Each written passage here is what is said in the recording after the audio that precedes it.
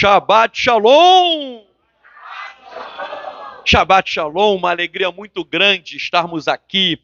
E hoje estamos na Parashat Vayera. E eu extraí o tema, o que é a segunda morte. E nós veremos algumas coisas dessa Parashá, conectando-a com esse tema. O primeiro passuk, o primeiro verso importante que eu quero começar a explicar é Bereshit, Gênesis 18, verso 20, que diz: e disse Adonai, porque o clamor, não é? Ou no hebraico aqui, Zaakat, o clamor ou o choro de Sodoma e Gomorra é grande, e porquanto o pecado deles é pesado demais. Literalmente, no hebraico está dizendo que o pecado é pesado. Vejam, os pecados de Sodoma e Gomorra, os pecados que levaram à destruição dessas cidades ímpias, são os pecados da nossa geração. O mundo está caminhando para o fim. E as Escrituras continuam sendo um livro muito atual, porque muitas pessoas acham, poxa, a Bíblia foi escrita há tanto tempo, mas ela traz uma mensagem para o todo sempre, para hoje. Não está diferente o que estamos vivenciando hoje daquilo que levou à destruição de Sodoma. As pessoas eram perversas, dizem Hazal, os nossos sábios de abençoada memória. As pessoas eram muito perversas, mas achavam que aquilo ali era natural. É o que o Rabino Shaul Paulo diz, que as mentes estão cauterizadas. As pessoas viviam em uma perversão total, mas tudo é natural, tudo é aceito. E isso ocorre no nosso mundo não só com os Erechaim, com os ímpios, mas até mesmo pessoas que dizem servir ao Eterno, que acreditam no Eterno, muitas vezes possuem condutas ímpias e dizem que aquilo ali é natural, não tem problema. Ah, isso não tem problema.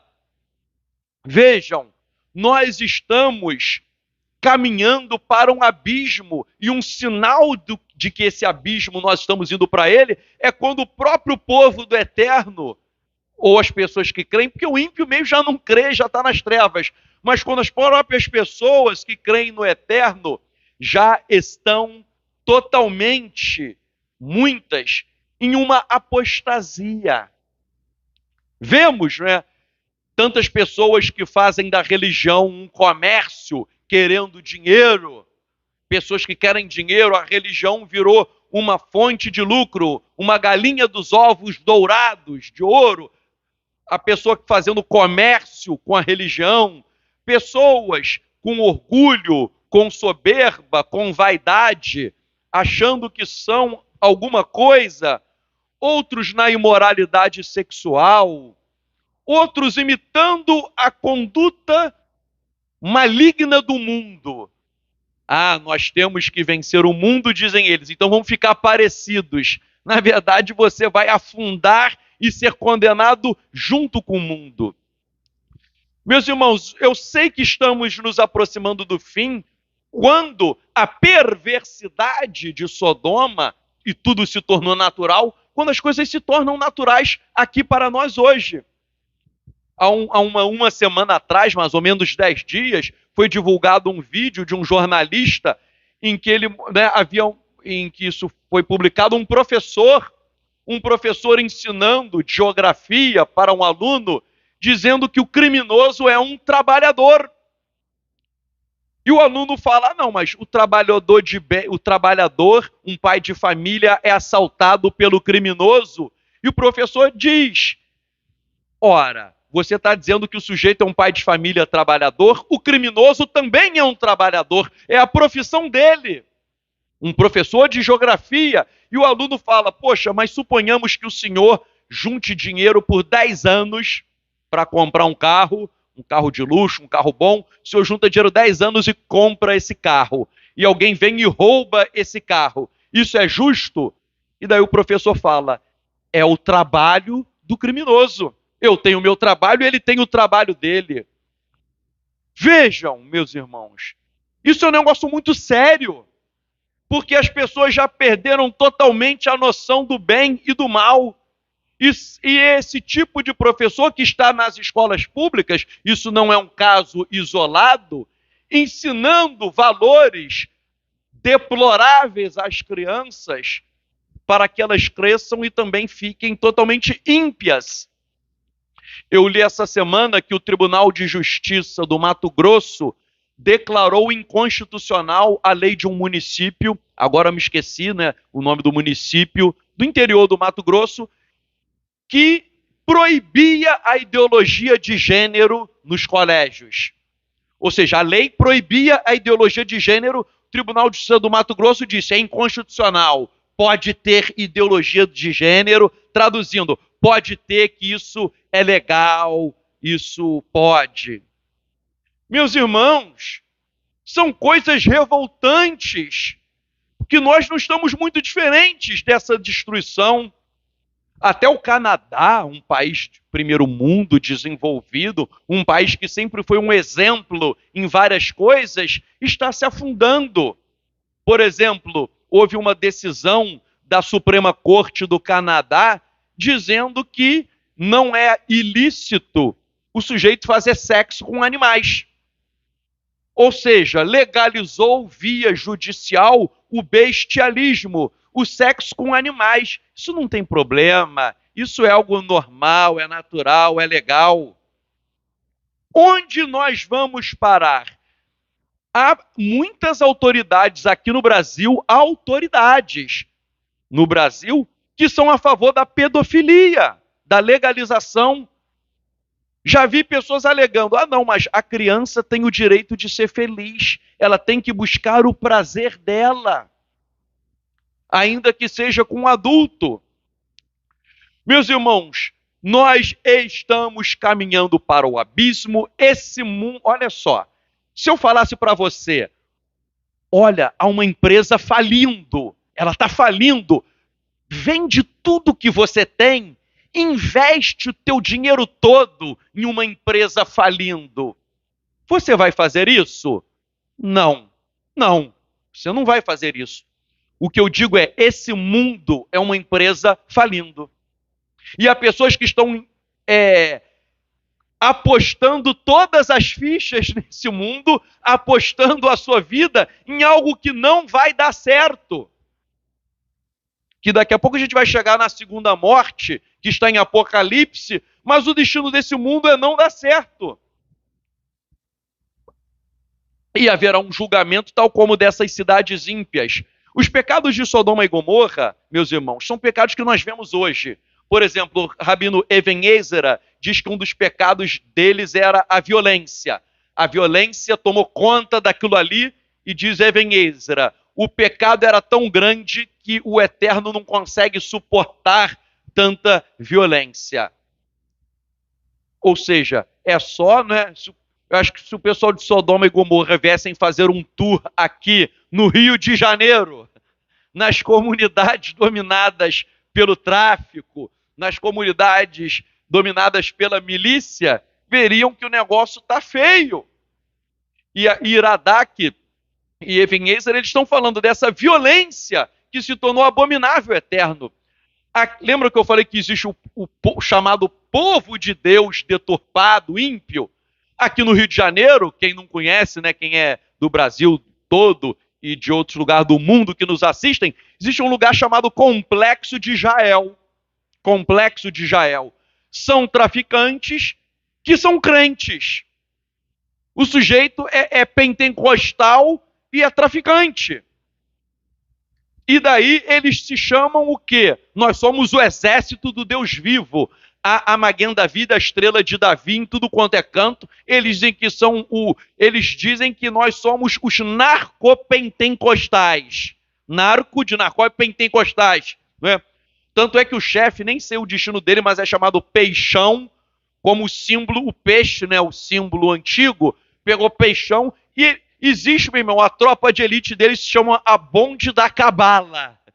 Até Bonde da Cabala, eles são cabalistas, meu irmão. A cabala deles é pay, pay, pay, acabou. Vai lá para cima, né? O sujeito chega para mim e diz, Sadoc, eu quero aprender cabalá, quero ir pro trono. Meu irmão, tu puxa a pistola, fuzila, tu vai pro trono rapidinho, meu irmão, né? Eles matam.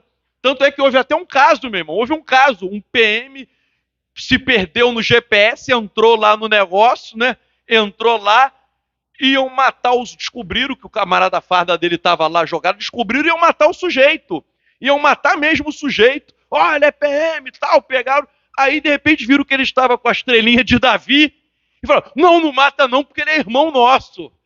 Ô glória, ô glória. Meu irmão, parece piada. Ô glória a Deus. O PM já né, pô, imagina, você está ali à beira da morte. O sujeito ia ser fuzilado, mas é irmão. Ô glória, vamos orar aqui em conjunto, meu irmão. Né? Aí falou, ou seja, usando o símbolo de Israel, cabala, esse peixão, quando a polícia fez busca e apreensão na casa dele, sabe o que acharam? Um livro da Torá. Meu irmão, peixão, se você estiver assistindo essa live, se converte, meu irmão. Se converte, meu irmão. O que é isso? O camarada estudando Torá, estudando a paraxá da semana, meu irmão. Ou seja, nós chegamos a um nível absurdo de impiedade. Iradak diz assim, o choro, o clamor, né, o verso que eu li hoje, o inicial, cadê o 18:20, né, fala do clamor. Radak diz, o clamor deles era a quem a violência se destinava. E fala que Deus não suporta a violência, e isto selou a destruição. Meu irmão, Deus não suporta. Eu fico imaginando o que o Eterno deve estar pensando no trono, o sujeito estuda a Torá, bonde da Cabalá, né? E o sujeito é traficante, né? Eles chamam até não sei o quê, não sei o quê, eles fazem uma sigla de bandido que no final tem um P de puro. Puro. É não sei o quê, não sei o quê. É o quê? TCP, né? Terceiro Comando Puro. Ou seja, kosher. É kosher. Né? Não é um terceiro comando, é um terceiro comando puro. Né? Aí o sujeito vai, dá tiro no outro e fala, não, eu não matei. Eu só puxei o gatilho. Quem mata é Deus. Eu só puxo o gatilho. Meu irmão, é um nível de impiedade complicado. Agora, nós lemos nessa paraxá, Bereshit e Gênesis 18, 23 a 32, que Abraão, ele intercedeu por Sodoma. Lembram? Eterno, se tivessem 50 justos, o Eterno, eu não vou destruir. Mas e se houver 45, 40, ele vai diminuindo? Abraão ali estava intercedendo pelos justos. Abraão podia, né? Mete fogo em todo mundo! Mete fogo em todo mundo! Não, ele intercedeu. E é por isso, meu irmão, que nós no Brasil e no mundo, tá? Mas eu estou falando do Brasil que a gente vive e vê essas coisas. Né? Me lembrei aqui agora, esse negócio de traficante é complicado. Uma vez eu preguei numa comunidade, saindo de lá 11h30 da noite, eu e minha esposa, gente saindo, de repente, os camaradas com roupa das Forças Armadas, tudo de fuzil, aquela touca ninja, enquadrou a gente. E tinha uma moradora da comunidade. Minha esposa, que é muito inocente, falou, que bom, as Forças Armadas estão aqui para fazer a nossa escolta. Meu irmão, só que os caras estão até com granada. Na hora eu tremi, né? Você vê assim. Aí os camaradas olharam, né? Viram que eu estava com a palavra na mão, com a palavra. Aí, né? É aquilo, meu irmão. Não tem como falar Yeshua, qualquer coisa, que até tu explicar que Yeshua, tu já morreu. Aí é Jesus te ama. Meu irmão, quando tu tá com fuzil, se tu falar Yeshua, eles podem confundir com uma entidade aí, né? Ainda mais que eu tava gaguejando. Imagina, aí podiam me matar até eu explicar, não ia ter como voltar. Então, Jesus chama. Mas quando, eu tava com a Bíblia, que os caras me enquadraram a mim, e eles falaram, que legal, eu já seco, engolindo a seco. Aí os caras chegaram assim, pastor, faz uma oração pra gente, que a gente vai fazer uma parada aí, a gente queria a bênção. Meu irmão, eu tava tremendo, mesmo. Todo mundo enquadrando ali, né? Eu tava tremendo, mas daí o Eterno chegou. É só o Eterno, meu irmão, só o Ruach HaKodesh mesmo, só o Espírito Santo. Cheguei lá e falei, eu não vou orar por vocês, não. eu não vou orar por vocês, para esse negócio que vocês querem fazer. Eu vou orar para vocês se converterem, para vocês deixarem a bandidagem. E aí, gente, quando o Eterno usa a gente fala uns negócios que depois fica, de onde eu tirei aquilo? Mas depois confirmou. Eu falei, e se vocês não largarem isso, vocês vão ver aqui, vocês vão morrer. Vocês vão morrer. Meu irmão, é só o Eterno mesmo. Os caras estavam com granada, com fuzil, com pistola ali. Aí os camaradas baixaram a cabeça. Um já começa assim o olho escorrer aquela lágrima. Aí preguei, desci o fogo neles. Aí a moradora que estava me levando, eu e minha esposa, depois falou que uma semana depois teve um confronto contra a facção. Ali era mais ou menos 10, tá? Não sei o número ao certo, tá? Tô arredondando, né? Porque na hora eu não contei, podia ser 11, 12, 9, uns 10. Mas ela falou aqui que depois daquilo ali, uns 3 se converteram e o resto, todo mundo foi morto. Meu irmão, o Eterno, dizem os sábios, dá tempo para a pessoa se arrepender. E aí eu percebi, por que o Eterno me deixou passar por isso? Foi a última palavra que eles ouviram. Então vejam, nós temos que interceder pelo ímpio. Por isso que o Brasil vive, o mundo também, mas o Brasil vive uma guerra espiritual. Por isso que algumas coisas que estão acontecendo no Brasil, tem gente que fica só amaldiçoando autoridades ímpias, xingando, debochando. Temos que interceder. Se o sujeito se converter, Baruch Hashem. Se não, depois ele vai prestar contas. Agora, se a guerra é espiritual, não adianta entrar com piada, com deboche, né? Tal como na paraxá passada, eu citei o ministro do Supremo, Alexandre de Moraes, e fiz uma oração por ele no final. Aí depois o sujeito me mandou uma mensagem: Sadoc foi comprado pelo Xandão. Meu irmão, eu falei, eu não fui comprado não, meu irmão. Sabe o que é? Eu faço o que Yeshua mandou.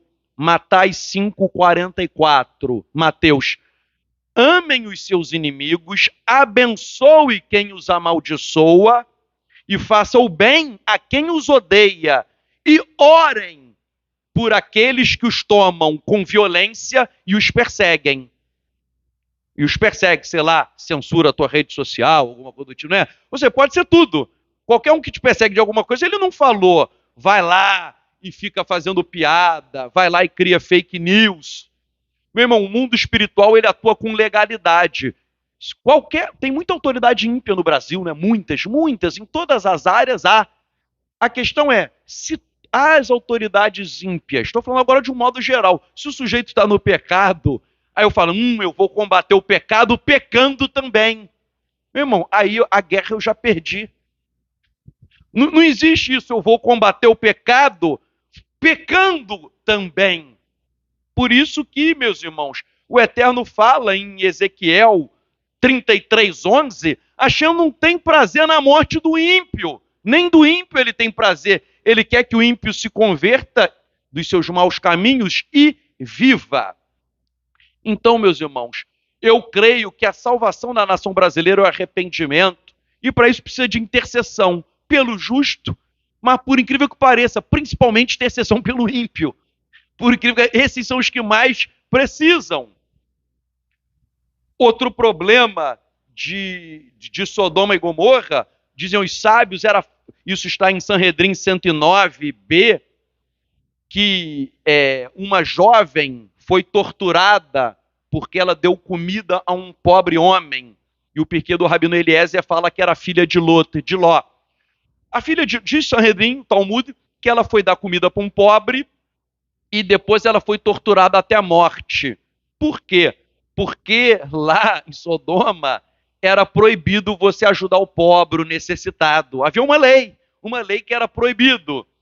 Ou seja, os rabinos falam que havia uma falta de compaixão total. Não havia compaixão, que é hoje, né? A gente está chegando num nível em que ninguém tem mais compaixão por ninguém. Com o negócio de político, eu até já vi pessoas que votaram no mesmo candidato se matando entre si. E todo mundo crente. Todo mundo é crente, todo mundo... Aí por política os camaradas eles se matam. Ou seja, é um exército que mata a si próprio. Não tem racionalidade nenhuma nessas coisas. Um outro problema, então, falta de compaixão, de amor no coração. Isso é sério, hein? Falta de amor. Outro problema era a arrogância. Seror Hamor fala que os habitantes eram orgulhosos. E os sábios dizem que o orgulho é uma forma de idolatria. Sabia? O orgulho. Porque o que é o orgulho? É você colocar o eu acima de tudo. Ou seja, você é idólatra porque você idolatra a si mesmo. A si mesmo. Você se sente poderoso, você se sente o tal, você se sente uma pessoa melhor do que os outros. Isso é uma idolatria. Ou seja, o seu ídolo é você mesmo. E aí você se torna arrogante. Um outro pecado que está em Jubileus 16:5 é que eles se contaminavam e cometiam fornicação, ou seja, imoralidade sexual. Percebam, meu irmão, se a gente começar a olhar hoje, é a mesma coisa. Estou falando que os problemas são os mesmos: imoralidade sexual, perversões sociais. O Rabino Barria diz: leis injustas, juízes injustos. Barrino Barria. Juiz injusto, leis injustas. Ou seja, a moralidade já não havia mais nada. O Talmud em Sanhedrin fala da idolatria, que nós também temos aqui no Brasil, né? A idolatria muito forte, e a violação das leis noéticas. Ou seja, olha só, Sodoma veio logo depois de Noé, né, de Noé. Nas escrituras, logo depois, o Eterno deu só 7 leis noéticas. 7, segundo os sábios. E eles violaram as 7. Nesse momento, ele nem quis dar 613. Pô, 613, vou dar só 7, agora vai ficar fácil. Eles nem guardaram as 7. As 7 são: 1, estabelecer tribunais de justiça. Aí todo mundo fala: pô, por que a primeira lei noética é essa? Qualquer semelhança não é mera coincidência. O Eterno sabe que uma justiça falida corrompe a sociedade. Uma justiça ímpia, iníqua, desmorona, acaba com uma sociedade. Então a primeira lei noética é estabelecer tribunais de justiça. Para quê? Para fazer justiça. Uma sociedade com judiciário ímpio, ela vai cair por terra. Isso está em Sanhedrin 56a. Depois, não amaldiçoar o nome do Eterno, né? Não amaldiçoar o nome do Eterno, a segunda lei noética. A terceira, abster-se da idolatria. A quarta, abster-se da imoralidade sexual. A quinta, não derramar sangue. A sexta, não furtar. E a sétima, abster-se de comer a carne de um animal vivo. Sabe o que era isso? O que era isso? Eles pegavam o animal e não matavam para comer, não. Eles ficavam tirando a pele do animal, deixavam ele vivo e iam comendo. Em vez de matar e comer, eles deixavam vivo e iam cortando para o vivo para fazer um bife, um churrasco na época, e o animal sofrendo. Ou seja, a sétima lei, abster-se de comer a carne de um animal vivo, é entendida por muitos rabinos como um princípio geral de proteção dos animais. É um princípio geral de não fazer maldade para com os animais.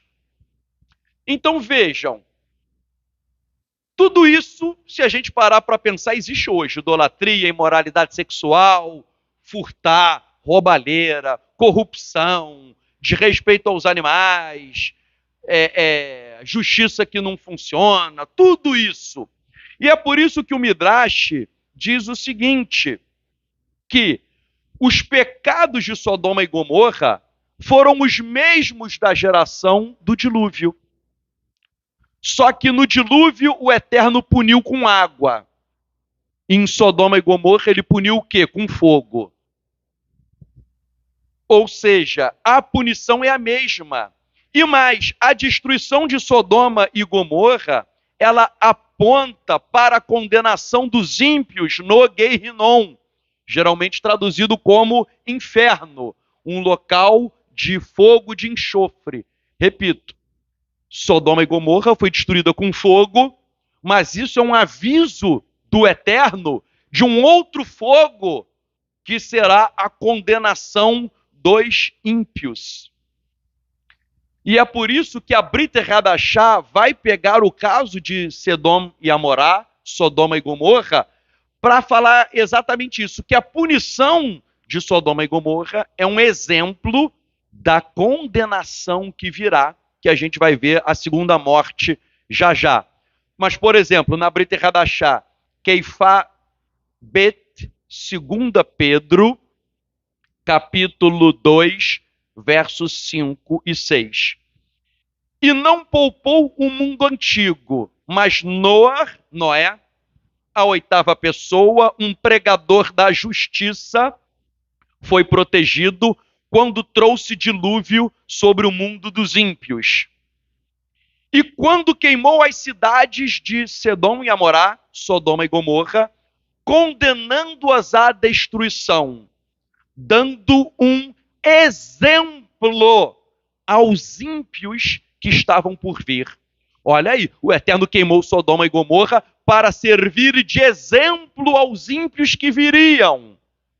Ou seja, a condenação definitiva.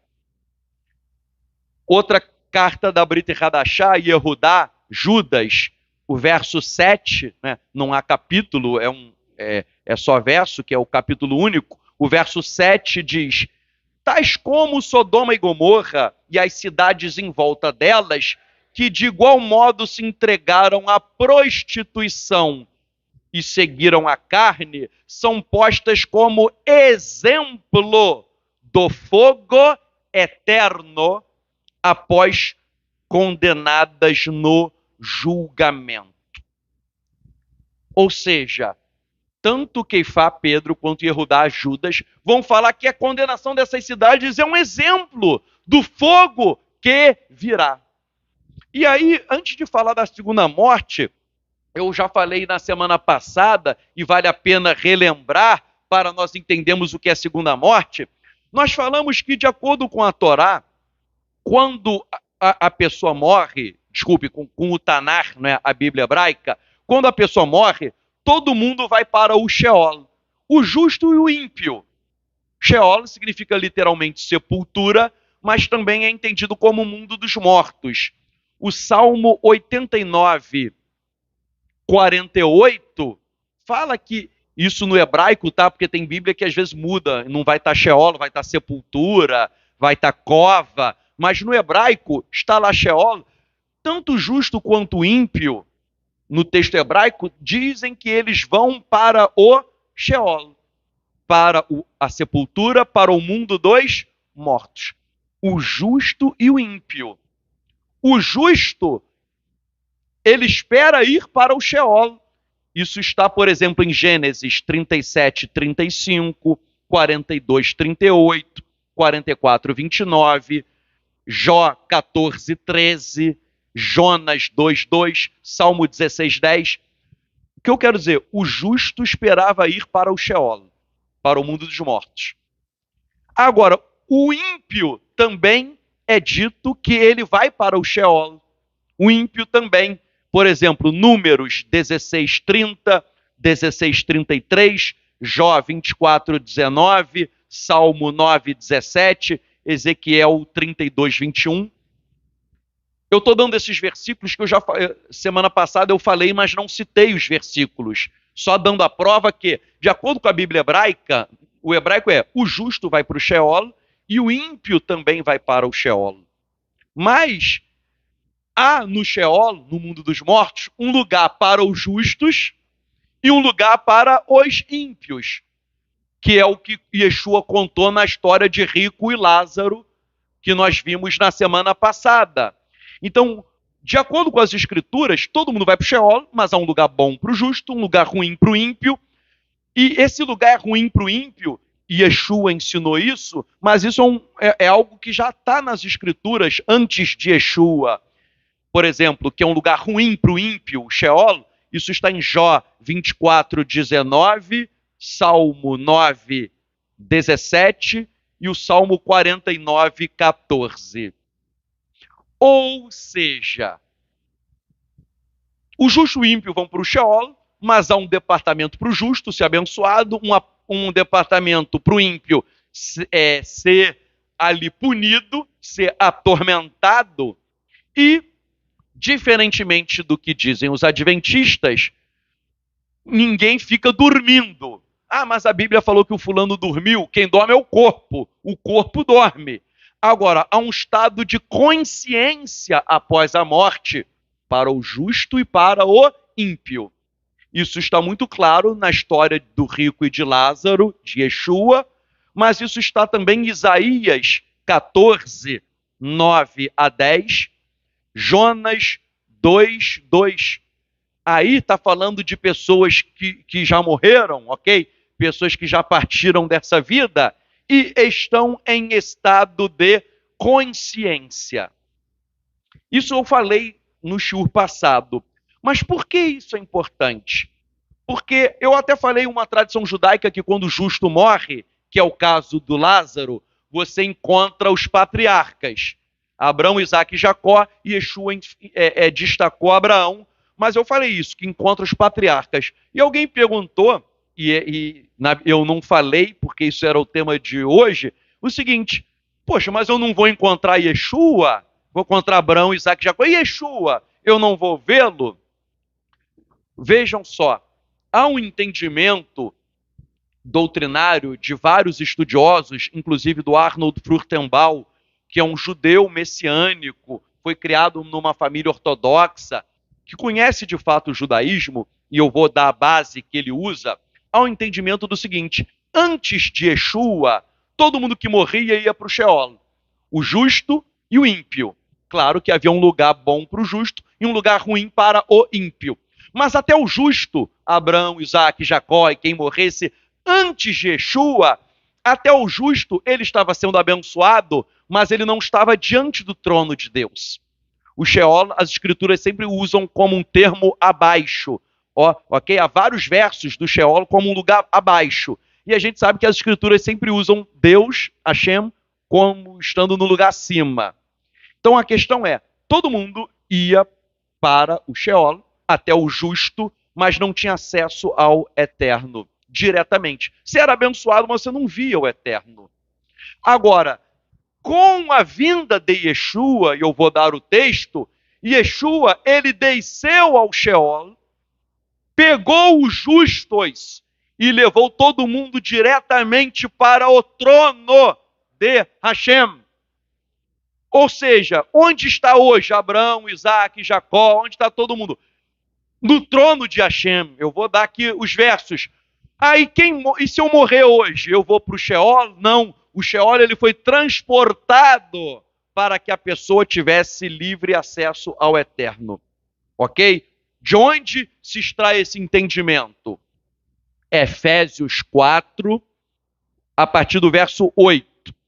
Enquanto você vai abrindo, mas isso é lindo, meus irmãos. Isso é lindo, porque a morte e a ressurreição de Yeshua fizeram algo profundo e tremendo, de pegar todos os justos que vieram antes de Yeshua, que já estavam sendo abençoados, né? Ou seja, Lázaro, ele estava sendo abençoado, mas levar para uma bênção maior ainda, levar para um nível mais elevado de bênção, de espiritualidade. Isso é lindo. Efésios 4:8 diz assim: portanto, isso é dito, ele, referência a Yeshua, ascendeu ao alto e levou cativo o cativeiro e deu presentes aos filhos dos homens. Até aí só está dizendo que ele levou cativo o cativeiro e subiu. Mas aí o verso 9: ora, quem subiu, senão aquele que também antes desceu às profundezas da terra. Profundezas da terra aí é uma alusão ao Sheol. Ou seja, ele subiu, mas antes de subir ele desceu. Aí vem o verso 10. Então aquele que desceu também é o mesmo que subiu acima de todos os céus, para que pudesse cumprir todas as coisas. Aí não está dizendo claramente, ele pegou todo mundo e levou para o trono de Deus, eu vou chegar lá. Ok? Aqui não está dizendo, ele pegou e levou, mas está dizendo que antes de subir ele desceu, e ele levou o cativo do cativeiro e transportou para o alto. Mas não está dizendo quem ele levou, ok? Sendo sincero, a gente vai chegar lá. Agora, Paulo, ele está citando o Salmo 68, 15 a 18, que desceu, subiu, tal, isso é uma paráfrase do Salmo 68, 15 e 18, que fala do Eterno derrotando o mal no Monte Baixã. Em português, eu acho que é Bazã, que chamam, Bazã, mas é o Eterno derrotando as forças do mal nesse monte. E por que Paulo citou esse salmo? Ok? Por que ele citou esse salmo? Porque no pensamento judaico, esse Monte Baixã, ele tinha uma porta de entrada para o mundo dos mortos. Lê aí, por favor, Júnior, o Salmo 68, 15 a 18. Ele está com outra coisa aberta. Mas depois você pode ler que está falando, Paulo, ele está, repito, o que eu acabei de ler, Paulo está citando o Salmo e modificando um pouco, aplicando a Yeshua, ok? Ele está pegando o Salmo e modificando, aplicando a Yeshua. E repito, o Monte Baixã é onde o Eterno, no Salmo, derrota as forças do mal. Cadê? Obrigado. Olha só. Montanha altíssima é a montanha de Bazã, majestoso e escarpado são os montes de Bazã. Né? Porque, cadê? Verso 18. Subiste ao cume levando os cativos, recebeste dádivas dentre os homens, até mesmo dos que se rebelaram contra a tua habitação. Ou seja, fala que subiu ao cume e levando cativos, ou seja, levando cativos os cativeiros. O cativeiro foi o que Shaul, ele pegou esse verso e modificou aplicando a Yeshua, porque o Monte Baixã é o lugar que havia um entendimento, que era um portal para o mundo dos mortos. E ali o que Paulo quer dizer? Nesse lugar, que é considerado a porta para o mundo dos mortos, é lá que Yeshua entrou e levou cativo o cativeiro. Agora, repito, Shaul não falou para onde ele levou. Eu que estou dizendo que é para o trono e tal, ok? Mas de onde eu tirei isso? Vejam só, eu vou ler o que diz o Arnold Furtenbaum e mostrando para vocês. Ele diz assim, que ele vai dando os versos. Quando o Messias ascendeu ao céu, ele levou as almas dos santos que morreram antes dele. E levou o cativo o cativeiro, o texto de Efésios. Aqueles que haviam sido capturados dentro dos limites do seio de Abraão foram retirados do seio de Abraão. Ou seja, quem estava no seio de Abraão foi retirado de lá. Todas as almas justas que morreram antes de Yeshua subiram com Yeshua ao céu. Como resultado, o seio de Abraão, o lugar justo do Sheol, não ficou mais lá embaixo. Tudo foi levado para cima. E aí, o paraíso foi levado para cima. E qual é a prova que ele dá? O paraíso está agora no terceiro céu. 2 Coríntios 12, 1 a 4. 2 Coríntios 12, 1 a 4 fala que o paraíso está agora no céu. Se Lázaro, olha só, se Lázaro estava no paraíso antes de Yeshua, que era abaixo, e Efésios fala que agora isso foi para cima, 2 Coríntios 12, 1 a 4 fala que o paraíso está no céu. Ou seja, o paraíso não está mais no Sheol, como dizem as escrituras. Estão entendendo o raciocínio, né? E ele diz assim, como resultado dos atos do Messias, as almas dos santos hoje vão imediatamente para o céu. Ok? Não existe mais um padrão de retenção temporário. O que é isso? Antigamente você ficava ali, né, no lado bom do Sheol, para um dia ir para o trono. Mas agora não existe mais isso. Você morreu hoje, que é um justo, você vai para o trono direto. E ele diz, no momento em que um crente morre, ele vai imediatamente à presença de Deus. Aí olha a prova que ele vai dar. 2 Coríntios 5, 6 a 8, ensina que estar ausente do corpo é estar presente no Senhor. Paulo fala, quem está ausente do corpo, ou seja, quem morreu, vai estar na presença de Deus. Ok? 2 Coríntios 5, 6 a 8. Ele diz, ausente do corpo é estar na presença de Deus. Ou seja, se você está ausente do corpo é que você morre. E você morre, você vai para onde? Você vai encontrar só Abraão e ficar lá sem Deus? Não. Você vai estar na presença do Senhor. E onde está o Senhor? Ele completa, no terceiro céu. E ele diz assim, Filipenses 1, 21 a 23, repito, Filipenses 1, 21 a 23, afirma que a partir da morte, que partir na morte é estar com o Messias. Ele fala, Filipenses 1, 21, 23, que partir na morte, quando eu parto, eu vou estar com o Messias. E ele diz, e o Messias está onde? No terceiro céu, sentado à direita do Pai. Ou seja, Paulo está dizendo, quando eu morrer, eu vou encontrar o Messias. Pô, e onde está Yeshua? Yeshua está debaixo da terra? Não, Filipenses falou que ele desceu e depois o quê? Subiu. Então, se quando eu morrer eu vou encontrar Yeshua, eu não vou encontrar ele lá embaixo, eu vou encontrar nos céus, onde ele está. E uma prova, veja, o raciocínio é bem claro. Agora, uma prova assim dos 9, que aí não tem dúvida nenhuma, né? Que o santo está com o eterno e diante do trono. Aqui, nenhum texto falou diante do trono, tá? Eu que estou falando diante do trono, eu só provei que está no céu, mas não falei diante do trono. De onde eu tirei isso? Apocalipse 7, 9, vai falar dos justos que morreram na grande tribulação. E onde estão os justos que morreram? Apocalipse 7, 9 diz, depois eu vi uma grande multidão de quem morreu, que não podia se contar, de toda nação, tribo, povos e línguas, que estavam diante do trono e diante do Cordeiro. Acabou.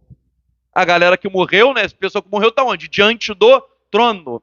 Então nós temos que entender, meus irmãos, que a missão de Yeshua foi uma missão profunda, uma missão tremenda, porque hoje nós podemos estar até com Abraão, Isaac e Jacó, mas hoje nós temos um acesso ao eterno. Um acesso forte e poderoso. Yeshua abriu acesso ao Pai na Brit Hadashah aqui na terra.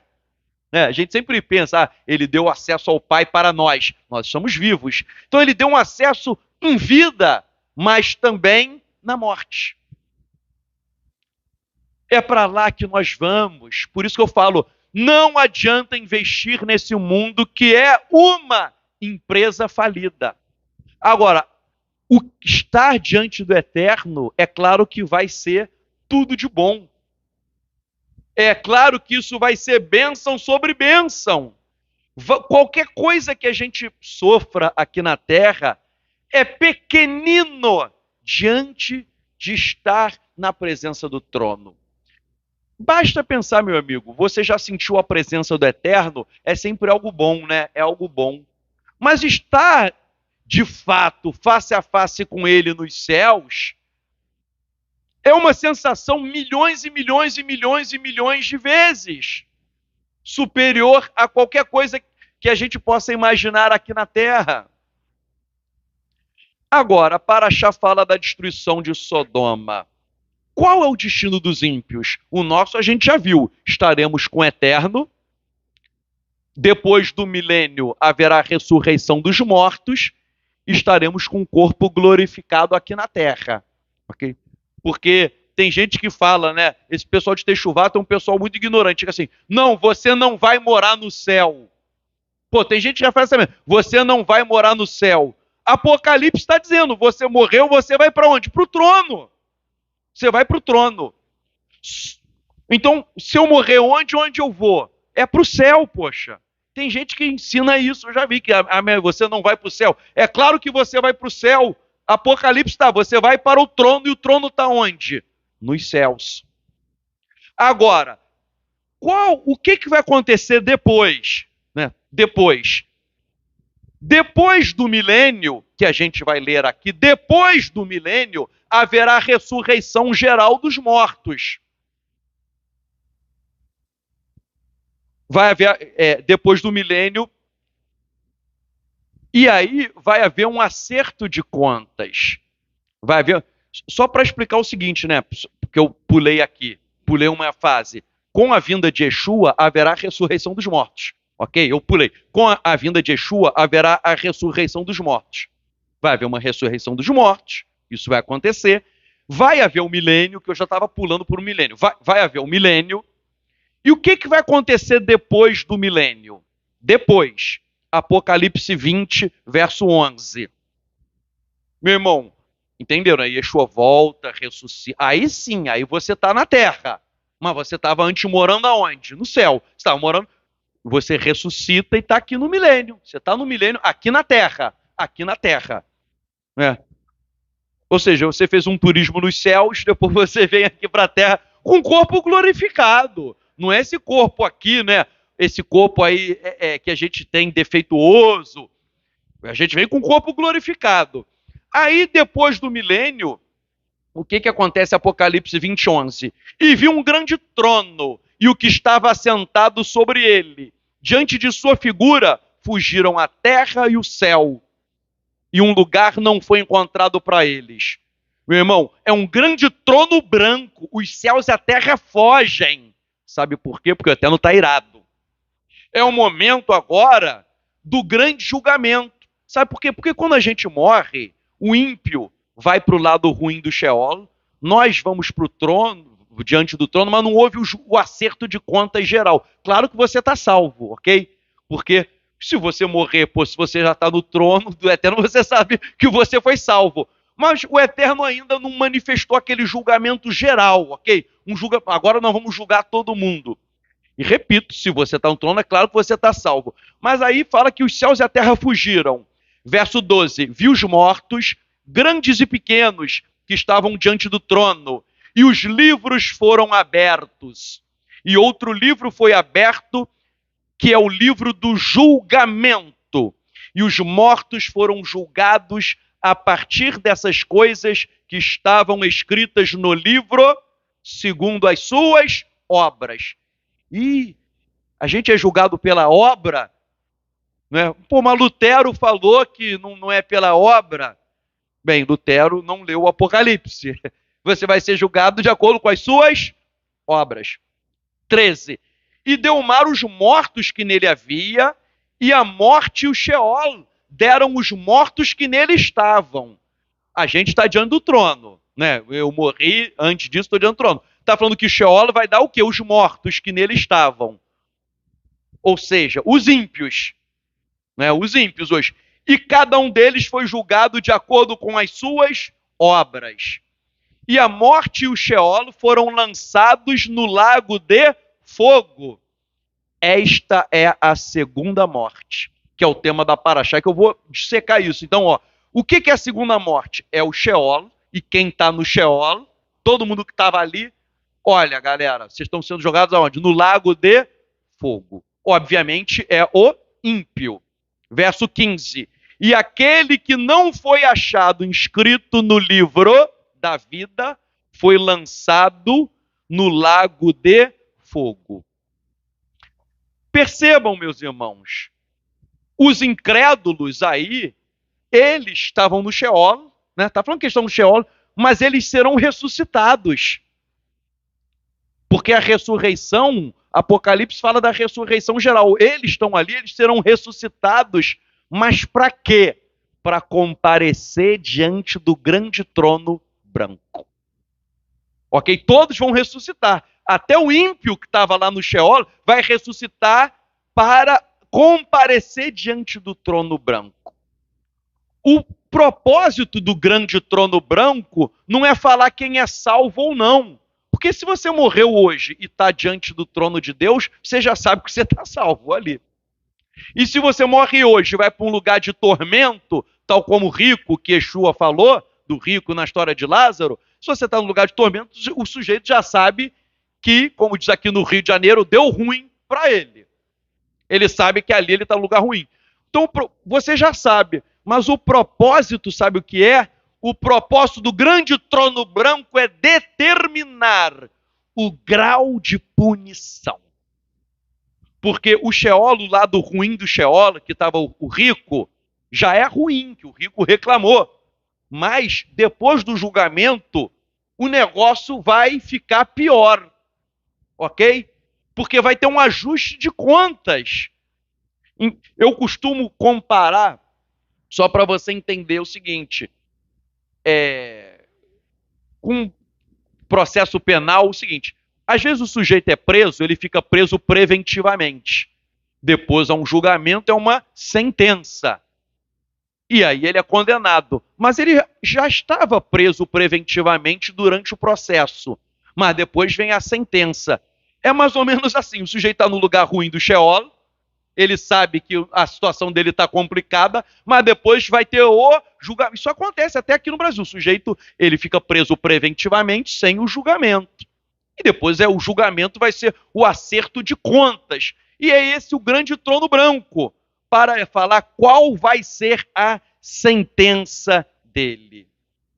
E aí, meus irmãos, existem várias frases que aparecem nas Escrituras falando qual vai ser o estado do incrédulo. Frases sobre o Guerrinom, por exemplo, Mateus 5, 22 e 18, 9, usa a expressão fogo do Guerrinom e Guerrinom de fogo. Fogo é símbolo de quê? De punição. Mateus 23, 33 fala o julgamento do Guerrinom, ou seja, quem está no Guerrinom vai ser o quê? Julgado. Vai comparecer no trono branco. Mateus 8, 12, 22, 13 e 25, 30 usam a expressão trevas exteriores e escuridão. Meu irmão, o Salmo diz Adonai Ori. Adonai é a minha luz. A luz sempre está relacionada ao eterno. O Guerrinom é chamado de trevas exteriores e escuridão, é porque não há a presença do eterno. É um lugar ruim. Por isso que Mateus 3, 12 e Lucas 3, 17 fala que é um lugar em que o fogo nunca se apaga.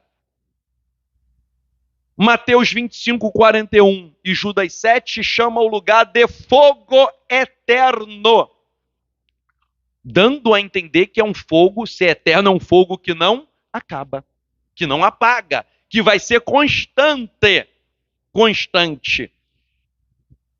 Mateus 13, 42 e 50 diz que o lugar é chamado de fornalha de fogo, o fogo meio de punição. E Apocalipse 2, 11, 20, 14 e 21, 8 diz que isso é a segunda morte. O que é a segunda morte que eu vou ler esses textos de Apocalipse? Eu vou ler um a um. Segunda morte é o sujeito que vai sofrer no lago de fogo. Apocalipse diz, será lançado no lago de fogo, essa é a segunda morte. Vejam, onde está em Apocalipse segunda morte? Vamos ler. Apocalipse 2, 11. Aquele que tem ouvidos, ouça o que o Espírito diz às congregações. O que vencer não será ferido pela segunda morte. Ou seja, olha só, quem vencer não vai ser ferido pela segunda morte. Apocalipse 26, 20, verso 6. Abençoado e santo é aquele que tem parte na primeira ressurreição. A primeira ressurreição é a ressurreição dos justos. E sobre estes não tem autoridade a segunda morte. Pelo contrário, serão sacerdotes de Deus e do Mashiach, e reinarão com ele por 1000 anos. Lembram o que eu falei? Yeshua voltou, os mortos justos vão ressuscitar. É a primeira ressurreição. O ímpio, a ressurreição dele é a segunda, porque não é para reinar com Yeshua, É para comparecer diante do grande trono branco. Ok? Entenderam, né? O justo ele ressuscita para ficar no milênio com Yeshua, com o corpo glorificado. E o ímpio, ele está lá esperando, esperando, esperando. Só depois do milênio que ele vai ressuscitar, ok? A gente já vai estar aqui 1000 anos. Só depois de 1000 anos o ímpio vai ressuscitar. Para quê? E agora me dei bem. Não, agora é o trono branco. Ou seja, piorando cada vez mais, né? Afundando cada vez mais. Apocalipse 20, estou no 20, o 14. E a morte e o Sheol foram lançados no lago de fogo. Esta é a segunda morte. Só para perceber, hein? O lago de fogo é lugar de punição. E a segunda morte é o quê? É ser lançado lá para ser punido. Eu vou falar daqui a pouco que tem uma divergência assim, se o sujeito é lançado à segunda morte, significa que ele vai deixar de existir? É uma dúvida de muitas pessoas. Ele é lançado lá e segunda morte, morreu, acabou. Tá entendendo? Se ele morreu e a alma dele deixou de existir, ou se não, ou é um negócio eterno, um sofrimento eterno. A gente vai chegar lá, mas é um negócio interessante, que pode parecer que segunda morte é morreu, acabou. Né? Apocalipse 20, a gente vai chegar nisso aí, tá? Mas é um negócio interessante, porque só para adiantar, o judaísmo, eu não quero citar, que são muitos textos, o judaísmo tem uma posição que o destino final dos ímpios é o sujeito desaparecer. Morreu, ou seja, não teria um inferno eterno, ok? O sujeito sofre, sofre, sofre, depois o eterno fala, acabou. E ele desaparece, vira purpurina, né? Quando ele vira, some, virou purpurina, vai embora, acabou. Acabou. É uma posição. Mas há uma posição rabínica que aparece até em Rosh Hashanah 17a, que fala, muita gente, todo mundo só pensa no judaísmo que mais pregam, é assim, vai acabar o inferno, acabou. Mas muita gente esquece que sábios defenderam que há sim uma punição eterna. O próprio Talmud fala em 17, Rosh Hashanah 17a, de uma punição eterna. Ok? E a gente vai ver isso. Mas hoje em dia eu conheço muita gente que faz techuvá e diz, e descobri que o inferno, ele tem um tempinho de duração, acabou a validade, o inferno acabou e já era. Né? Há sábios que falaram assim, o eterno vai acabar com o inferno, mas o sofrimento não vai acabar. Ou seja, todo mundo pega a posição que todo mundo fala, mas esquece da outra posição que fala de um sofrimento eterno. E aí, Tzadok? Pô, há uns rabinos que falam uma coisa, outros falam outra. Para onde você vai? Ok? Eu vou ficar, a gente vai chegar lá, o que diz a Brit Hadashah. O meu critério vai ser o que diz a Brit Hadashah. Mas antes disso, o Apocalipse 21:8. 21:8. Porém, os medrosos, tem tradução aí, né, que bota tímido. Já vi muita gente gente tímida. Pô, eu sou tímido. Apocalipse está dizendo que eu vou para o inferno. Aí é medroso, o sentido medroso, camarada covarde, né? Um medroso que foi covarde de não servir o eterno. Os medrosos e aos sem fidelidade, aos injustos, aos impuros, aos assassinos, aos feiticeiros, aos fornicadores, aos adoradores de ídolos e a todos os mentirosos. Parênteses, não faça fake news não, hein? E aos mentirosos, a sua parte será no lago de fogo, que queima com fogo e enxofre, que é a segunda morte.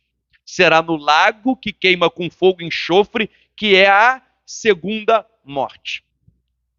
Então a gente viu que a segunda morte é lançada no lago de fogo. Aí vem a dúvida, ele vai ficar queimando para todo sempre ou tem um prazo de validade, entendeu? Tem uma opinião do Talmud que dura 12 meses e depois acabou, mas tem uma opinião que é para sempre. Vamos lá. Primeira coisa que a Brit Hadashah diz, se dura um pouquinho ou não, vai falar sobre Hassatan, o falso profeta e a besta, ok? Primeira coisa é assim, você quer saber do ser humano, mas primeiro, para o Satanás, a besta e o falso profeta.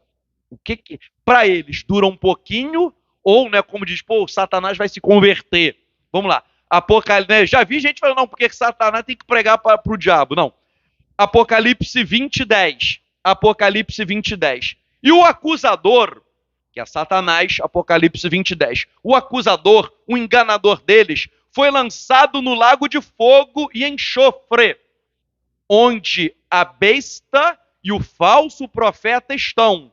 E eles serão atormentados dia e noite pela eternidade. Então, não está falando do ser humano. Quanto Satanás, a besta ou falso profeta, está bem claro aí que é de dia e de noite por toda a eternidade. Toda a Bíblia está assim, que eu estou vendo do aramaico, mas acho que toda a Bíblia não tem diferença, né? Fala que é eterno, não é isso? Qualquer versão aí, para todo sempre, ok. Então vejam, Satanás, a besta e o falso profeta, não há dúvida, vai queimar, ficar queimando para todo sempre. E agora, e o ser humano? Vou ler Apocalipse 20, 13, 14, 15. Só para você entender. O Satanás, a besta e o falso profeta, eles estão aonde? No lago de fogo. Que diz, que a gente acabou de ler aí, que é para sempre. Ok? Apocalipse 20, 13, 14 e 15 vai falar dos seres humanos. E o mar entregou os mortos nele, e a morte e a sepultura entregaram os mortos nelas, e foram julgados, cada um de acordo com as suas obras. E a morte e a sepultura foram lançadas aonde? No lago de fogo. Só que quem está lá no lago de fogo? Quem é? O falso profeta, a besta e Satanás. E o texto que a gente acabou de ler fala que vai queimar o quê? O lago de fogo? Só 24 horas? Para sempre. Então, verso 14. A morte e a sepultura foram lançados no lago de fogo. Esta é a segunda morte, a saber, o lago de fogo. Verso 15. E se alguém não foi achado escrito no livro da vida, foi lançado no lago de fogo. Então Apocalipse falou que Satanás, a besta e o falso profeta vão para o lago de fogo, que vai queimar direto, e depois os seres humanos vão para lá também. Ou seja, para sempre. Ah, Sadoc, mas eu ouvi o rabino tal falar que o Guerrinon você fica. Tem rabino que fala, você fica 12 meses, aí depois você se purifica e vai para o céu. Existe uma opinião rabínica que é tipo o purgatório judaico, eles não dão o nome. Mas, repito, meus irmãos, o Talmud é cheio de opiniões sobre o que acontece, cheio de opiniões. Tem essa opinião, você sofre 12 meses, aí você é purificado e depois ascende os céus. Tem uma posição que você é exterminado, morre, vira purpurina, acaba de vez. E tem uma opinião que diz que é sofrer para sempre. Rosh Hashanah 17a tem várias opiniões, mas uma é punição direto, que é o que está dizendo aqui, ok? Agora, outros textos que provam de forma mais clara que a punição é para todo o sempre. Apocalipse 14, 11. E a fumaça do seu tormento subirá pela eternidade. Apocalipse 14, 11. A fumaça do tormento sobe por toda a eternidade. E eles não terão descanso de dia ou de noite.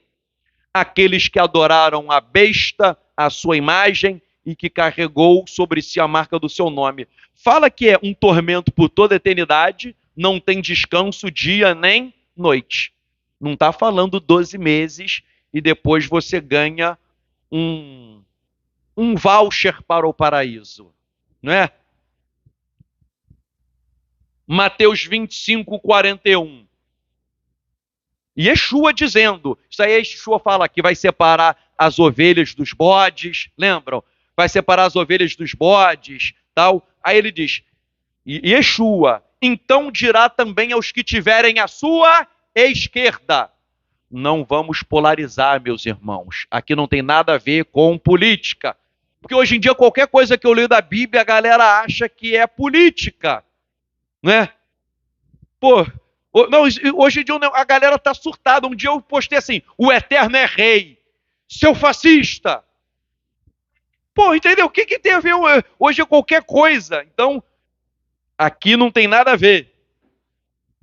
Então dirá também aos que tiverem à sua esquerda: apartem-se de mim, malditos, para o fogo. No aramaico está, que dura 12 meses. Não sei como está na tua Bíblia. Não, estou brincando. Está aqui. Para o fogo eterno, que está preparado para o acusador e seus anjos. Lembra que a gente viu o Apocalipse que o acusador vai para o lago de fogo?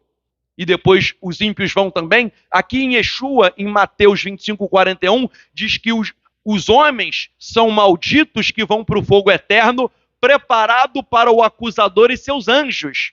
Ou seja, que pulava o carnaval com a fantasia do demo, né?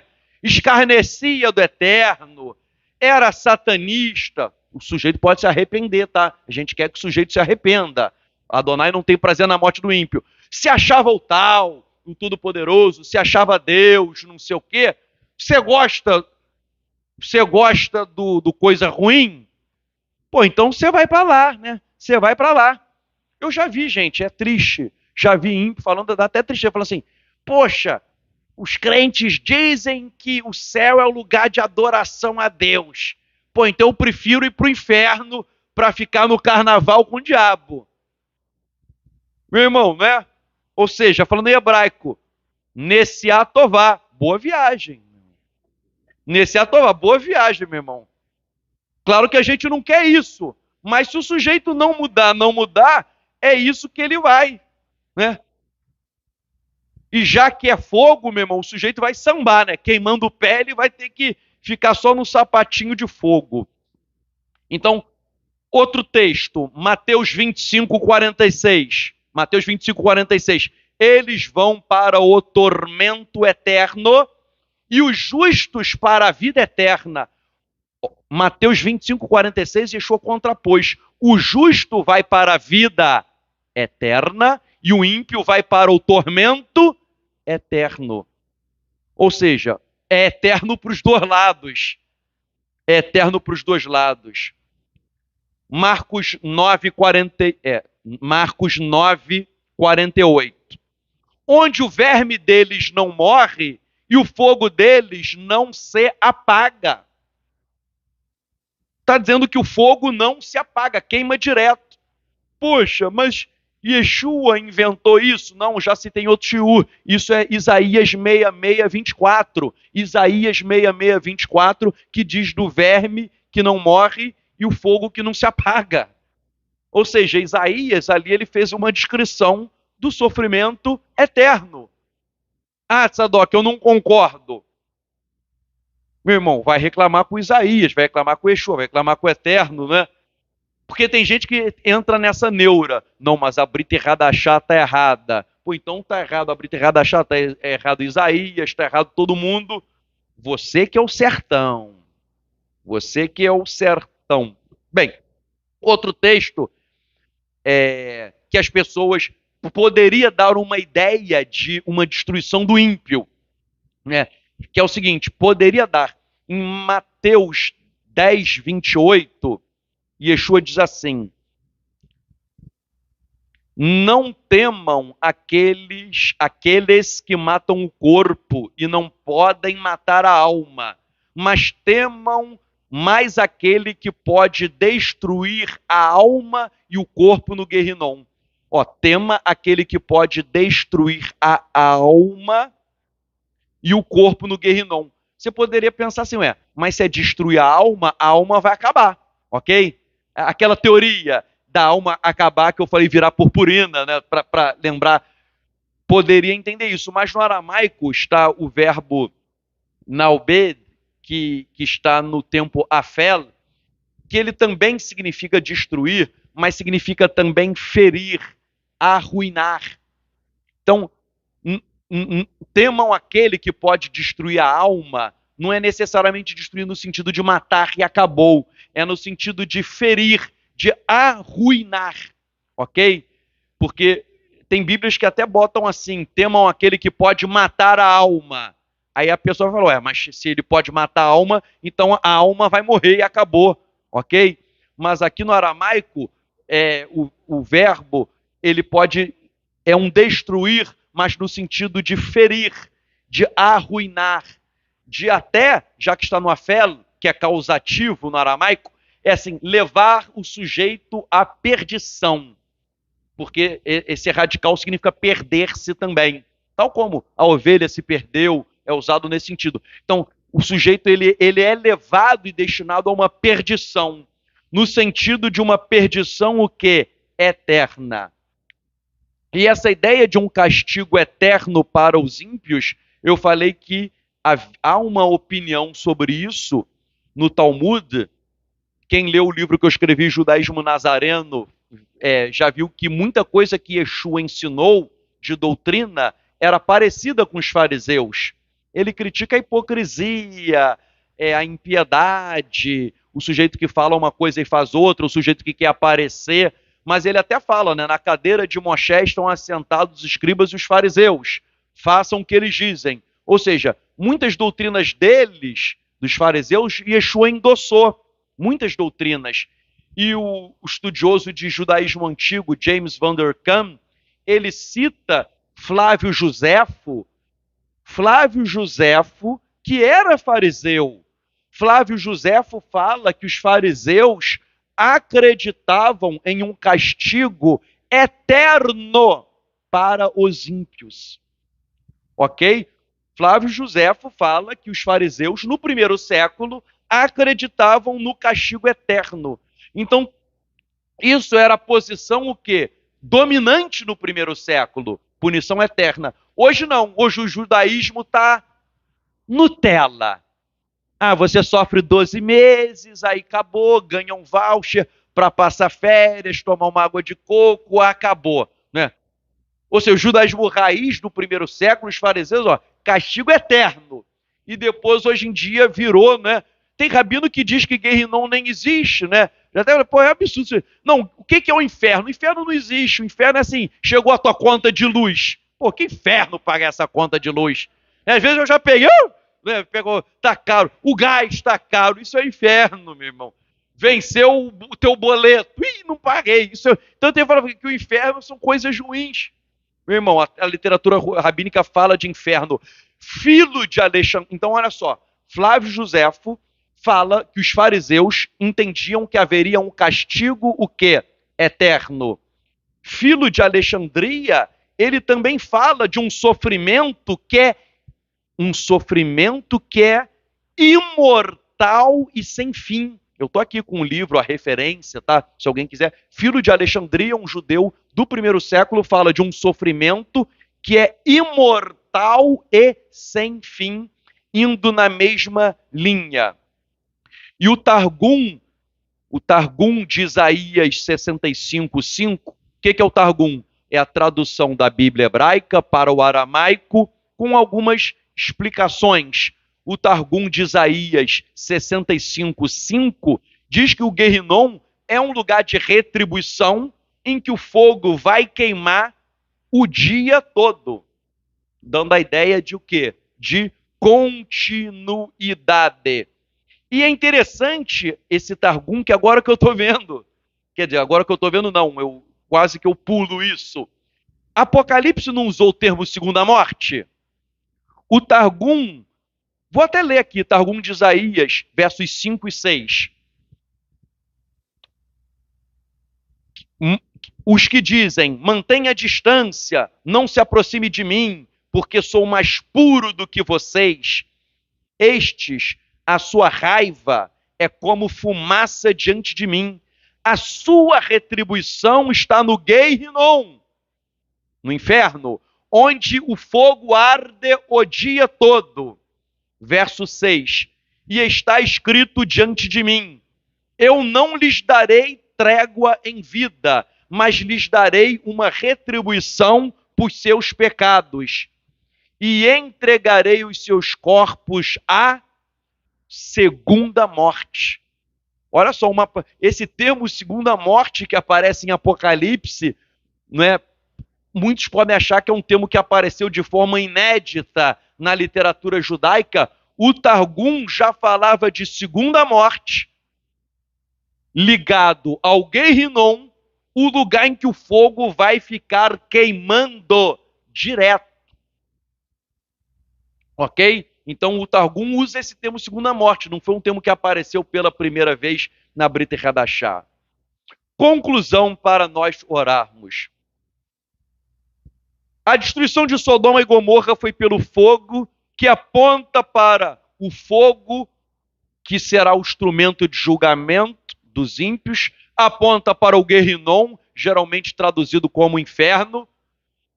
Lembra a segunda morte, que não é acabou e virou purpurina, não, é sofrimento eterno, contínuo, sem fim.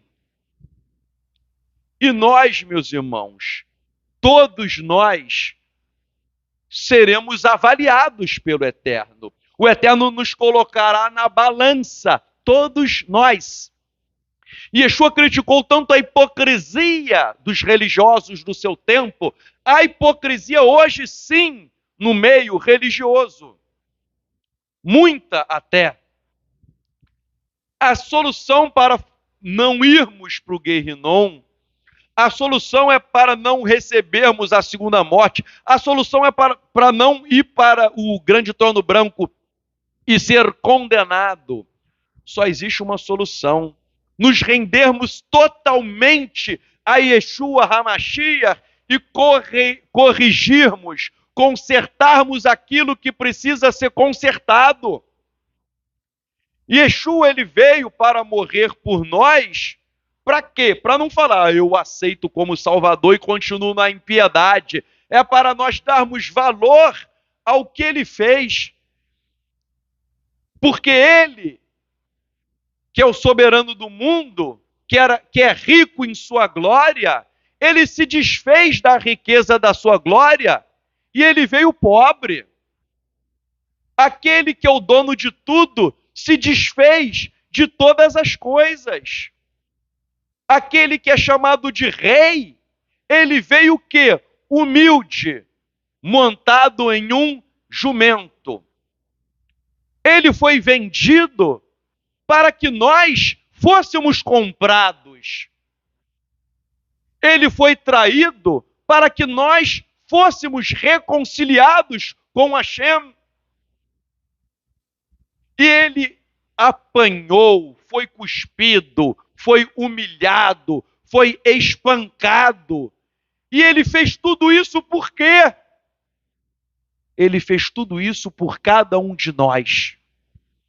Eu costumo dizer que quando ele estava ali no madeiro, pregado, sofrendo, é como se ele olhasse para o rosto de cada um de vocês. Ali no madeiro sofrendo, ele olhando para o teu rosto e falando: vale a pena sofrer por você. O que ele fez por mim e por você, ninguém poderá fazer. E o que nós devemos fazer minimamente, porque a gente nunca vai conseguir pagar o que ele fez, é impagável. Mas o mínimo é o quê? É vivermos como ele viveu, é nos consertarmos, é nos corrigirmos, é nos arrependermos enquanto há tempo. Porque haverá um momento em que não haverá mais tempo. E quando não há mais tempo, aí não adianta fazer mais nada. Eu convido você a levantar-se para nós orarmos por nós, orarmos por você que nos assiste, você e nós que temos parentes que não se converteram, ou você ainda que crê no eterno, mas está com a vida errada. Isso existe hipocrisia, que é algo terrível, que não se corrigiu totalmente, meu irmão. O eterno está dando uma chance para você. Você que está na mentira, na imoralidade sexual, na arrogância, na soberba, está comercializando a fé, ainda há tempo para entrar na arca, a arca de Yeshua, para te levar para o mundo vindouro. Vamos orar. Hashem, nós oramos a Ti, Pai. Clamamos como Abraão, oramos pelos ímpios, Pai, e pelos justos também. Mas primeiramente eu começo a orar pelos ímpios, aqueles que não Te conhecem. Que Ruach HaKodesh, o Teu Espírito Santo, que convence o homem do pecado, da justiça e do juízo, que venha convencê-los dos seus maus caminhos, porque Tu, Hashem, falaste pelo profeta Ezequiel, Tu não tens prazer na morte do ímpio, antes Tu desejas que o ímpio se converta e viva. Eterno, nós oramos pelos ímpios da nação brasileira e do mundo inteiro. Eterno, que eles sejam resgatados por Ti. A nossa oração, Pai, é porque o nosso desejo é esvaziar o Guerrinom e encher, Pai, o Teu alto e sublime trono com a presença dos santos. Pai amado, Pai querido, nós clamamos a Ti, tenha misericórdia, Pai, e resgata pessoas, resgata os nossos parentes, amigos, entes queridos, aqueles que estão no erro, Pai. Resgate pela Tua misericórdia, pela Tua compaixão, pelo Teu amor, ainda que seja no último minuto de vida, como aquele malfeitor na cruz, que Tu possas falar para essas pessoas, hoje mesmo Tu estarás comigo no paraíso, ainda que seja no último minuto, que haja salvação para a nossa casa, para a nossa parentela, para os nossos amigos e entes queridos. Eterno, nós sabemos dos horrores do Guerrinom. Os rabinos falam que o fogo é 60 vezes pior, ou seja, um sofrimento intenso. A Brit Hadashah e Apocalipse fala que é um fogo eterno. Pai amado, Pai querido, que essas pessoas possam enxergar, porque essas pessoas estão cegas por Satanás, estão cegas pelo príncipe desse século, estão cegas pelos principados e potestades. Por isso, Hashem, eu oro que o Senhor dê ordem aos Teus anjos para tirar as escamas dos olhos, escamas que foram colocadas por espíritos malignos, por espíritos das trevas, por anjos de destruição que estão se apoderando, pessoas que estão endemoniadas, pessoas que estão com a mente cauterizada por esses demônios. Pai amado, Pai querido, são muitas pessoas que estão ali ou endemoniadas ou debaixo de uma forte influência e elas não enxergam a verdade. Tenha misericórdia dos pecadores. Eu oro pelos ímpios, pelas autoridades desse país, falando o que Yeshua disse: Pai, perdoa-lhes, eles não sabem o que fazem. Eles não sabem, eterno, tira, Pai, todo impedimento para que eles enxerguem a beleza da Tua glória. Porque bom é estar na Tua presença, porque a Tua presença é real neste local. Eterno, eu oro também por todos nós que cremos em Ti. Eterno, há muitas pessoas que são crédulas, mas que estão vivendo em maus caminhos, que não se consertaram, não se corrigiram. Um dia a conta vai chegar. Meu Pai, pessoas que conhecem a palavra, mas estão na impiedade. Eterno, como diz o livro de Salmos, Tu és aquele que levanta o pobre do pó e do monturo, Tu ergues o necessitado. Levanta, Pai, aqueles que estão caídos no poço do pecado, da devassidão moral, da hipocrisia, da ignorância, da arrogância. Meu Deus, nós oramos, Pai, oramos pelos ímpios, oramos por aqueles que creem em Ti, mas que estão precisando se consertar. Oramos também, Pai, por aqueles que já são salvos, mas estão abatidos, estão tristes, estão faltando forças, Aqueles que estão passando por momentos difíceis, meu Deus. Que nós não olhemos o tamanho do nosso problema, mas que venhamos a olhar o tamanho de Hashem. Porque Ele é maior do que todas as coisas. Ele é quem derruba as muralhas, que quebra as cadeias, que destrói os grilhões, que manda embora o laço do passarinheiro. Eterno, nós oramos por todos nós que estamos passando por lutas, por provações, por dificuldades, Eterno. Oramos porque nós cremos que a vitória é decretada, Pai, porque Tu és fiel, ainda quando sejamos infiéis a Ti. Nós oramos, Hashem, e Te agradecemos, Bishem, Yeshua HaMashiach. Amém, Amém.